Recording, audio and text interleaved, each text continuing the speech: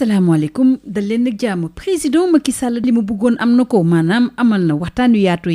yi nga xam ne moom la namoon suñu réew bu ñu sukkandikoo ci ëttu yéenekaay bu groupe Sud Communication du Sud Quotidien muy xamle ne mbir yi door na démb altine 20 ak juróom-benn ci weeru février bi ñu ne ci Diamniadio ñi nga xam ne dañuy yëngu ci wàllu langue politique bi ci wàllu diine bi ci wàllu caada ak it ay syndicaliste teew nañu ci boobu leen ndaje waaye nag ña ca teewul bokk na ca ñu bëri ñoo xam ne dañoo bokk ci société civile ak fukk ak juróom-benn ci fukk ak juróom-ñeenti mbër yi nga xam ne ñoom ñoo war a bokk ci jongante yooyu lee te it ki nga xam ne yàgg na lëkkaloog moom di Idrissa Seck bu réew mi Sud Quotidien di xam le ne nag bu weesoo ñi nga xam ne ñoo fare ci coalition Benno Bokk Yaakaar ñu ëpp ci gouvernement bi ak administration bi it teewoon nañu foofulee waaye nag ci mbër yi nga xam ne ñoom la conseil constitutionnel xam le ne dañuy bokk ci jongante bi kenn rek moo fa teewoon muy ki fi nekkoon premier ministre di Mahammed Boun Abdallah Dionne muy xam le ne nag li am solo mooy mbër yi nga xam ne conseil constitutionnel jàllale na seen dossier ñu wëyal liggéey bi nag jëmale ci yooyu la jongante ci jamono jooju nag candidat yi nga xam ne nag ñoom waa conseil constitutionnel dañ leen delloo seeni dossier jëmale ci wàllu parrainage bi seen sàkkuteef mooy ñu dooraat lépp li nga xam ne moom lañ jot a amal ngir dem ci yooyu la jongante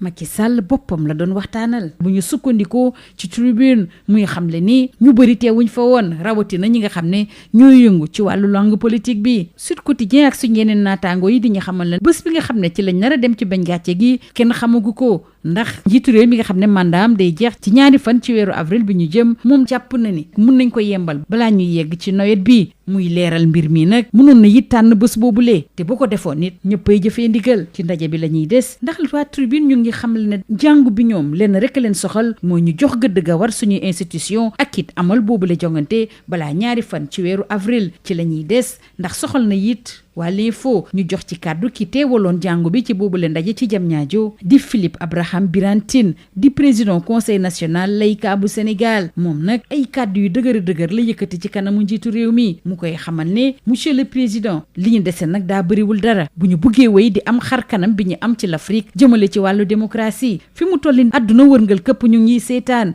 di xool naka la doomi réew mi di lali ay pexe ba gaal bi bañ a suux ñu des ak président Macky Sall ak bés bi le jour rawatina kàddu yi nga xam ne moom la fa yëkkati démb ñu duppee ko ay décret président Macky Sall tontu waa FC 25 ne leen président bi moo mun a wax bés bi nga xam ne ci la ñuy dem ci mbañ gàcce gi président Macky Sall bi nga xam ne baale bu taratar la fas yéene ci suñu réew projet de loi boobu nga xam ne nag àllarba ak jàmm lañ ko yóbbu ci assemblée nationale président Macky Sall la ñuy desal ndax dafa wane ne nag mbir mi sax nag mi ngi koy tàmbalee soof maanaam daal xaddina di ko baamtuwaat saa su ne muy xamle ni dana yéegee mbir yi waa conseil constitutionnel ngir lii am ci gannaaw 2 fan ci weeru avril waa laas di ñu xamal ne bi li waxtaan bu yaatu nag 2 commission lañ ci samp benn bi di waxtaanee baal bi ñu fas yéene baal ñenn ci réew mi ci loolu la it waa Soleil di xam ne njiitu réew mi leeral na mbir yi bu baax ne dara laluwul ci gannaaw moom bu sañoon dinañu amal yile jongante balaa nawet bi ab loi d'amnistie boo xam ne dalee ci atum 2021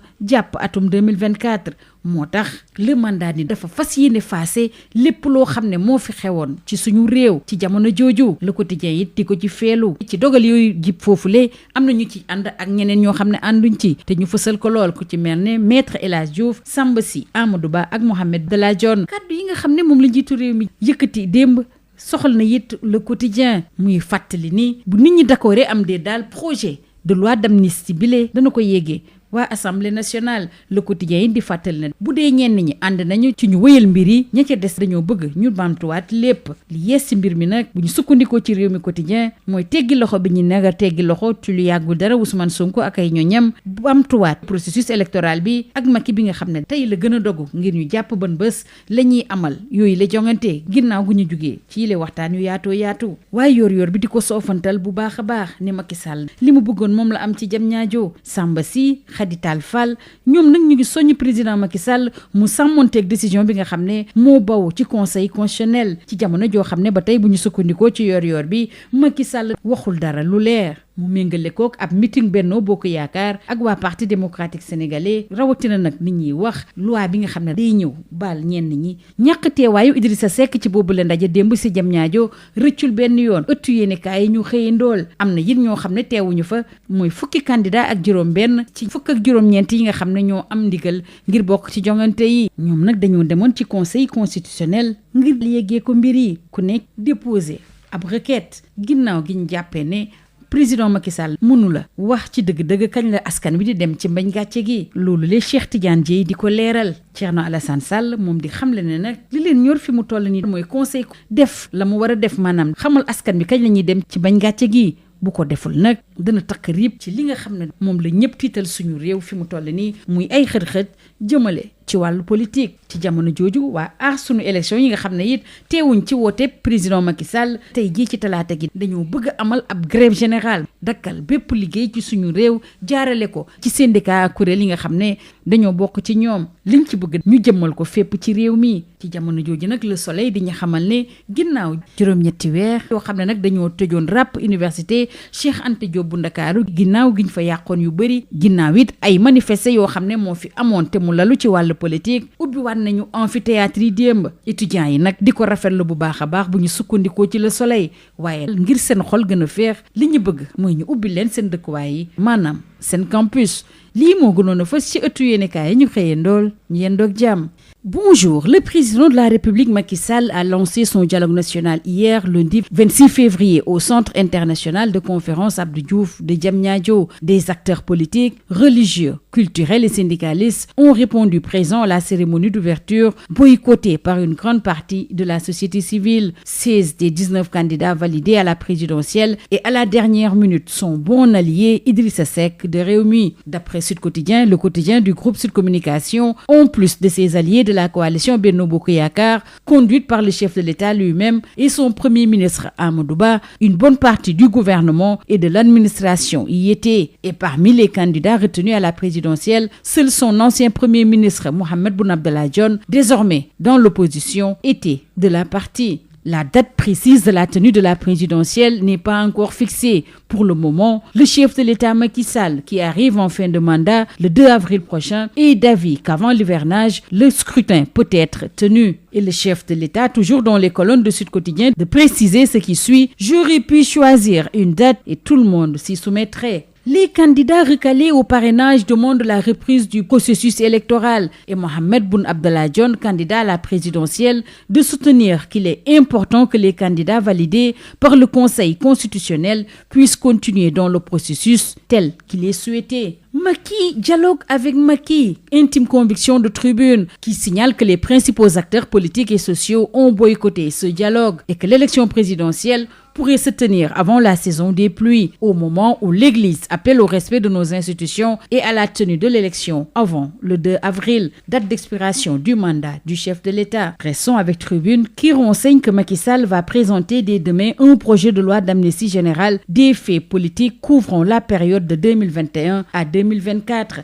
ce qui pousse le mandat à écrire que c'est l'écran noir sur les atrocités entre 2021 et 2024. Macky efface tout, d'après le quotidien. Le chef de l'État, qui à travers ses décrets, comme souligné par Bosby Le Jour, répond au FC25 qui a saisi le Conseil constitutionnel. Retenez avec les confrères parus ce jour, notamment Bosby Le Jour, que le projet de loi d'amnistie sera soumis aux députés de l'Assemblée nationale mercredi, au moment où l'Église demande la tenue des élections avant le 2 avril 2024. Les vérités crues de l'Église qui réclament du respect pour le Conseil constitutionnel et une élection avant le 2 avril sont également relayées par l'info. Philippe Abraham Birantine, le président du Conseil national du laïcat du Sénégal, qui a pris part à cette rencontre, n'a pas mâché ses mots devant le chef de l'État, à qui il adresse ses propos, je cite: Monsieur le Président, le temps nous est compté. Si nous voulons vraiment conserver notre image de vitrine de la démocratie en Afrique, nous devons agir rapidement. Le monde est en train de voir comment le génie sénégalais va parvenir à éviter que la barque coule. D'après Philippe Abraham Birantine, las de relever le Y en a marre de Macky Sall sur le choix de la date de la prochaine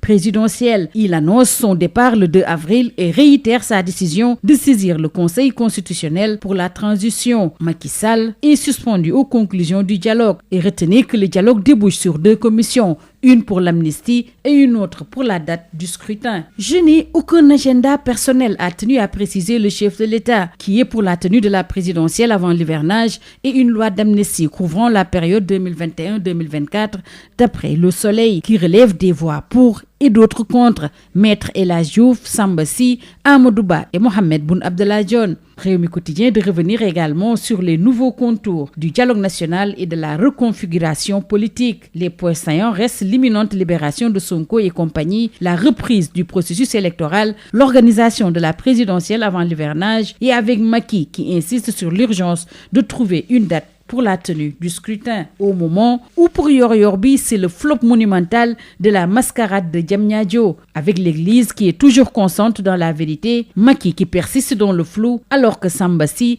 Khady Tall Fall recommande à Macky de respecter la décision du Conseil constitutionnel au moment où le Parti démocratique sénégalais et les candidats se considérant spoliés optent pour la reprise du processus électoral. Le Soleil de rappeler que des figures religieuses de la société civile et du patronat appelle à la paix. Macky Sall, son discours d'après Le Quotidien. Macky Sall qui précise, en cas de non-élection, je remets le pouvoir le 2 avril, alors que les acteurs sont divisés entre la poursuite et la reprise du processus électoral. Et Le Quotidien, tout comme les autres confrères, de relever Kidi est le grand absent. Pour l'AS, c'est une absence intrigante. Autre absence de taille, c'est celle des 16 candidats sur les 19 retenus par le Conseil constitutionnel. Ces 16 candidats saisissent le Conseil constitutionnel pour la fixation de la date pour la présidentielle. Ces 16 candidats, rappelle Le Quotidien, ont boycotté hier le dialogue lancé par le président Macky Sall pour se rendre au Conseil constitutionnel afin d'y déposer de manière individuelle des requêtes, des recours aux fins de constater et de remédier à la carence du président de la République